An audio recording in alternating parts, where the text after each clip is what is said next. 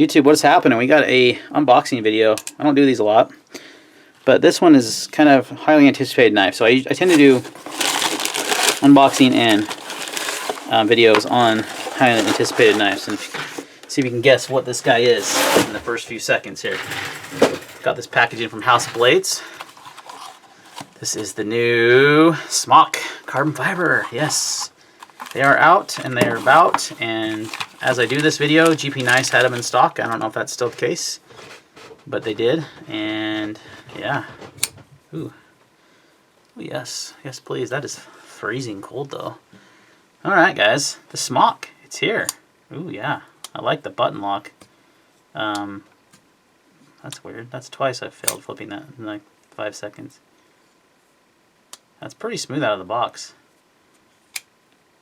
Yeah, so this is a modified compression lock with a button instead of the lock like the Capara. And I wanted to have this. This is actually going off to its new owner today, but you can see it's a modified compression. It's a little different.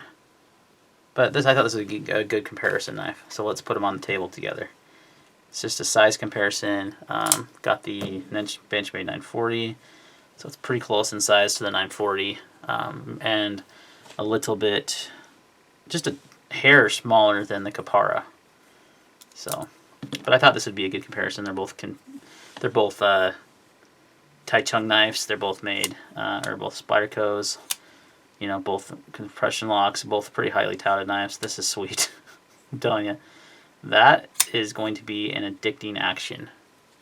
Ergonomics feel freaking really good both ways. This choil is super strange how it's cut out. It's not like a full-on like circle. It's just a weird. It's hard to explain.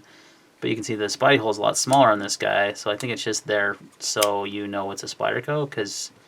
But you can middle finger flick it. You can slow roll it, and you can obviously use the flipper. So yeah, there you go. Pretty cool. It does have the G10 laminate carbon fiber, which I really wish they would have done the Capara's carbon fiber, because it's so well done. It's such good carbon fiber. But I will say this does offer better grip than the other stuff. So this is kind of more slick. This offers a lot more texture. So this is based off the Smock Custom. God, what is the model? I can't think of it off the top of my head. When I do the full review, I'll have that information. But this is just an unboxing, first impressions. Solid lockup. Oh, that smooth action though. That's beautiful. Can you open it with the... You cannot. Okay, you can't like flick. So it's not a true button lock. It's just a... I mean, which I knew. It's a compression lock, but you just use that button to release it, which is actually pretty cool. I actually really like that. So you can't like flick the knife open with the button lock, so it's not going to come open on you in your pocket or anything. You do have to open the knife normally, and then you can release it with that. That is pretty cool. That's pretty cool. Like the blade, S30V steel. Their S30V is really good though. I mean, it's really good. So you got a modified Warncliffe sheep's foot blade shape there. Really sharp out of the box. Holy cow. Very sharp. Just got some paper right here. Yeah, stupid sharp, which Spyderco does a good job on that. Okay, so one thing that I don't like off the bat. Why Spyderco? Use the wire clip. It's better. This clip sucks. It really does.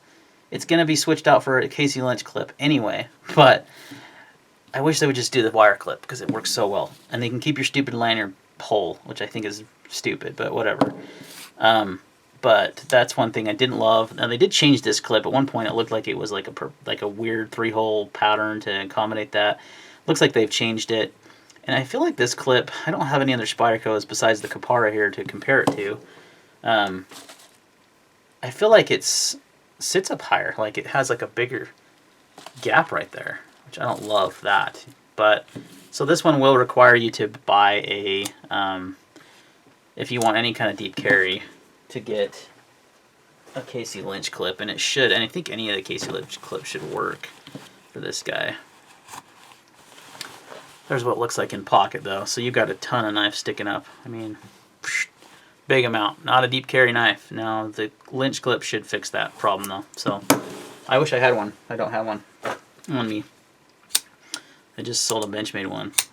But so not loving the clip. And the lanyard hole just needs to just be gone. Spyderco, be gone. I'm sick of it. Doesn't need to be there. Not many people use lanyards, especially not a knife this small. I mean, or big. I mean, you got a lot of purchase to grab out of the pocket.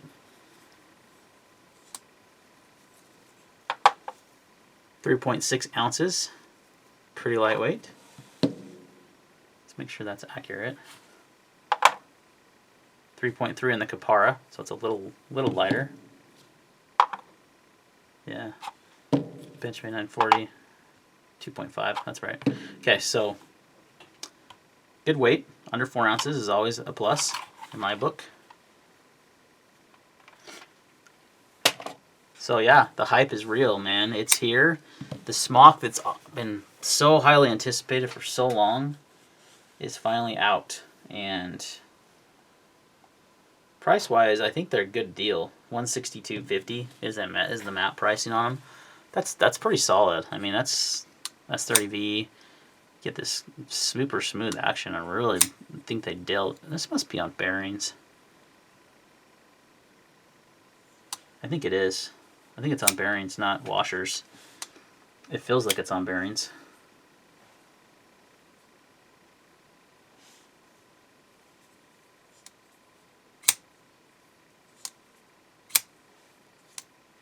Hollow ground blade.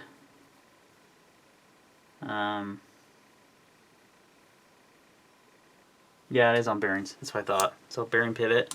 So it's very, very smooth action. Man, this has got the fidget factors through the roof on this guy. Because you got the flipper, you got the button, you can flick it open like that, you can middle finger flick it. Yeah. Wow. Good size too. Like I said, the only thing I would change is I would rather have had this nicer carbon fiber. Charged me a little bit more, that's fine. And the clip. Yeah, it's a good size right there next to the 940. Ergonomics feel really good in the hand.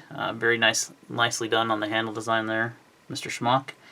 Nice to see Spyderco finally got these out. I've always loved his custom, and this is a cool way to be able to get that. And under 200 bucks, yeah, I'd say the hype is real on this guy. I like it. I'm definitely going to be using this one a lot. This is going to see a lot of pocket time. This is actually one reason why I sold my Capara to, because I figured I may carry this one more.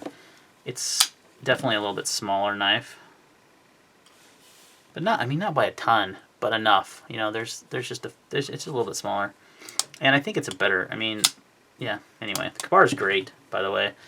You should get one of those too. But the Smock is definitely, I think, we'll see. First impressions are really good. I think it's going to live up to the hype of this knife because it's super comfy in the hand. Very nice. And then if you want to choke up, you've got that to choke up as well. Yeah, that flipping action's good. Wow, a Spyderco that can flip? What? Say what?